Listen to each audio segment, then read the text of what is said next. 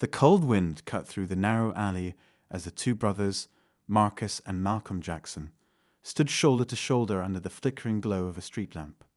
The twins, identical in every way, except for the slight difference in their smiles.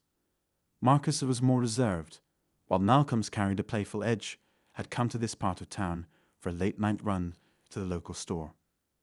Dressed in simple hoodies and jeans, they moved with an unassuming ease, their shared bond evident in the way they communicated without speaking, just a glance or a nod conveying everything they needed to say.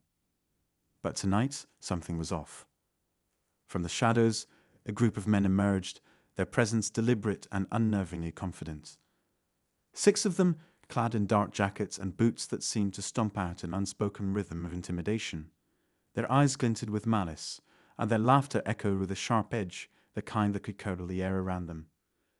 "Looks like we've got ourselves some company," one of the men sneered, his voice oozing with hostility. His friends chuckled, their gazes locking onto the twins like predators sizing up prey.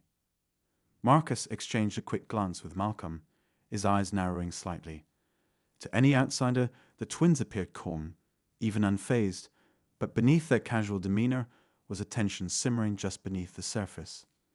They'd been here before, not in this exact alley, not with these exact men, but in situations where the air was thick with unspoken threats, and the wrong move could ignite something dangerous.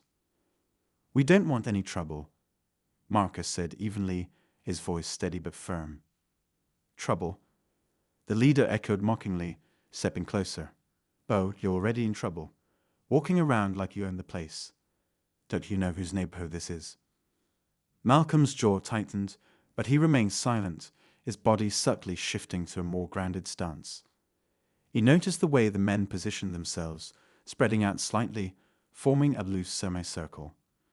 They were trying to trap them, intimidate them. The men didn't know, of course. They had no idea who they were dealing with. For years, Marcus and Malcolm had lived quiet lives, blending seamlessly into the community, working their day jobs and keeping to themselves. But beneath that quiet facade was a truth few knew. Both brothers were elite military commandos, part of a highly classified unit specializing in high-stakes missions that most people only saw in action movies. They'd been trained to survive in hostile environments, neutralize threats, and protect the innocent, even when outnumbered and outgunned. Their skills were sharp, their instincts razor-edged, and their bond unbreakable. "Listen," Marcus began again, his tone cool. "We're just passing through. There's no need to make this something it doesn't have to be." The leader laughed, a sharp bark that echoed off the alley walls. "Passing through? You think you can just walk wherever you want?" He stepped closer, the others following his lead. "I don't think you understand how things work around here." Malcolm finally spoke, his voice lower and measured. "We understand just fine, but you're making a mistake." The leader's grin faltered for a split second, as if sensing something beneath Malcolm's calm words, but the moment passed, and his bravado returned. "Oh yeah, what mistake is that?" Marcus took a step forward, just enough to subtly shift the balance of power. "You think we're the ones who should be scared," he said, his voice carrying edge now. "But you don't know what you're getting into." The men exchanged glances, their confidence flickering like a candle in the wind. But their leader doubled down, unwilling to back down in front of his crew. "You think you're tough," he spat. "You think you can just talk your way out of this." Malcolm's eyes locked onto his brother's for a brief moment, a silent conversation passing between them. They knew what was coming. They always did.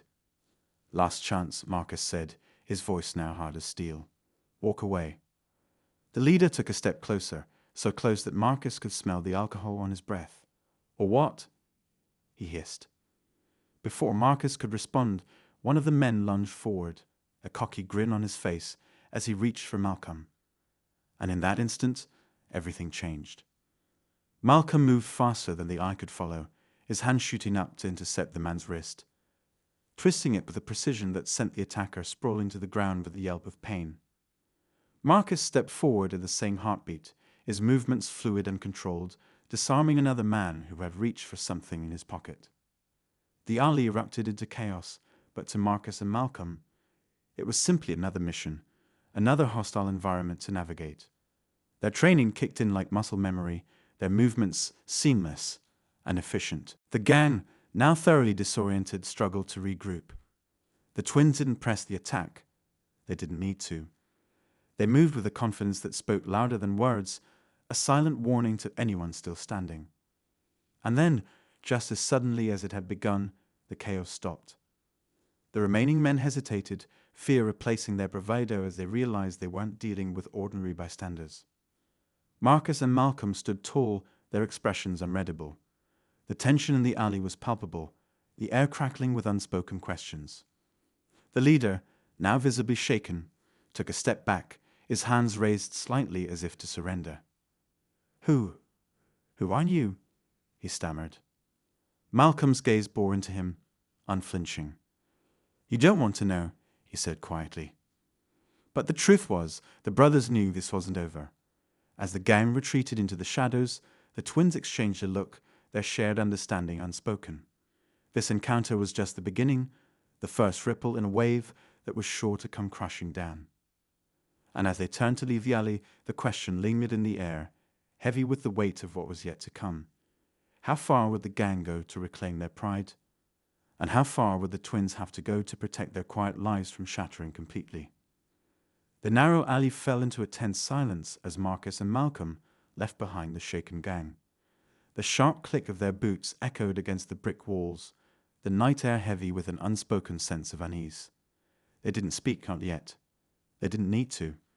Both men were running the same calculations in their minds, assessing the situation with the precision that years of military training had drilled into them.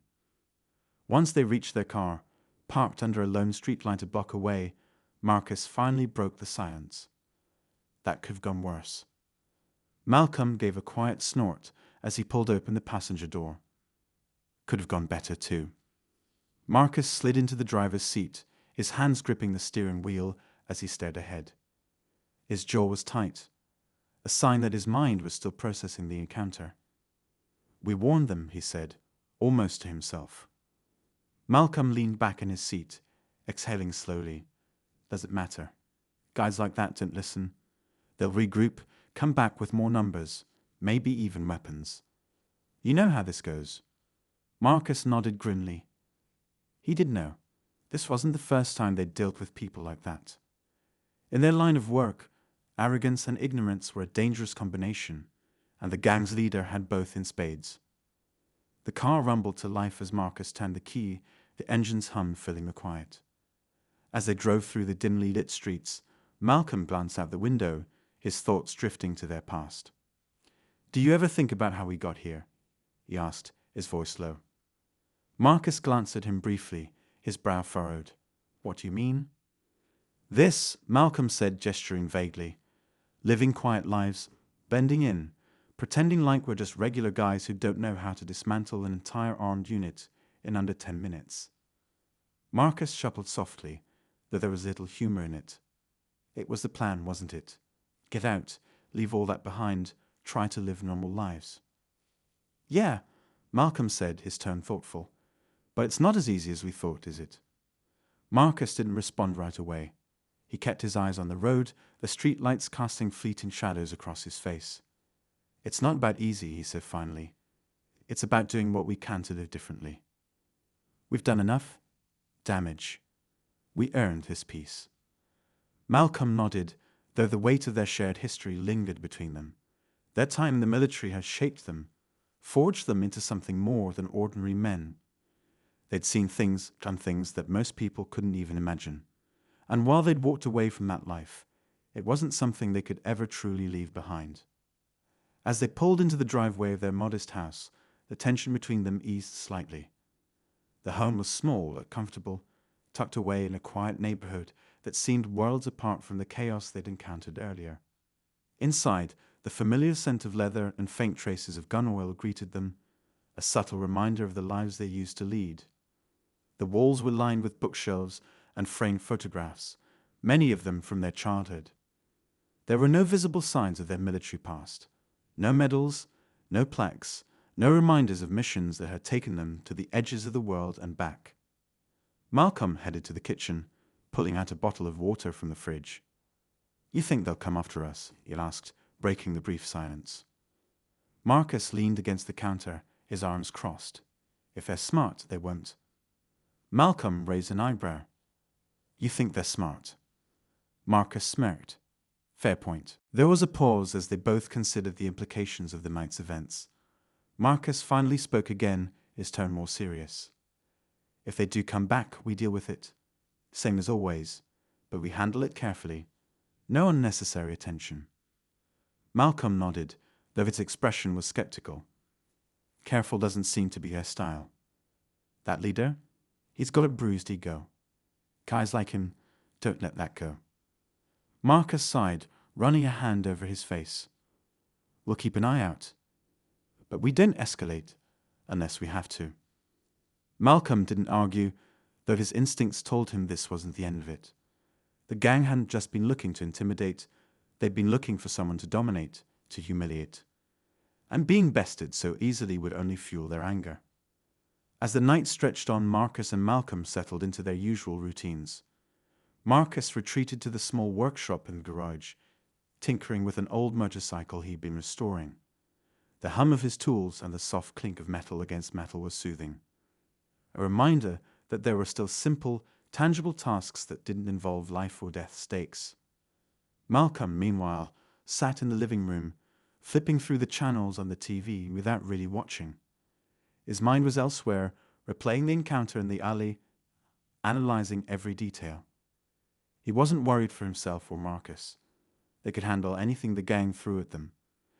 But he couldn't shake the feeling that this was the start of something bigger, something they couldn't yet see. The clock ticked past midnight, and the house fell quiet. But sleep didn't come easily for either of them. Marcus lay awake, staring at the ceiling, his mind running through contingency plans. Malcolm sat by the window, his gaze fixed on the street outside, watching for movement in the shadows. The twins had spent years preparing for worst-case scenarios, always thinking several steps ahead. But this was different. This wasn't a battlefield or a mission with clear objectives. This was their home, their lives, and the stakes felt more personal than they ever had before. As the first light of dawn crept into the sky, Marcus finally joined Malcolm by the window. They didn't speak, but the unspoken understanding between them was clear. Whatever came next, they would face it together. They always had.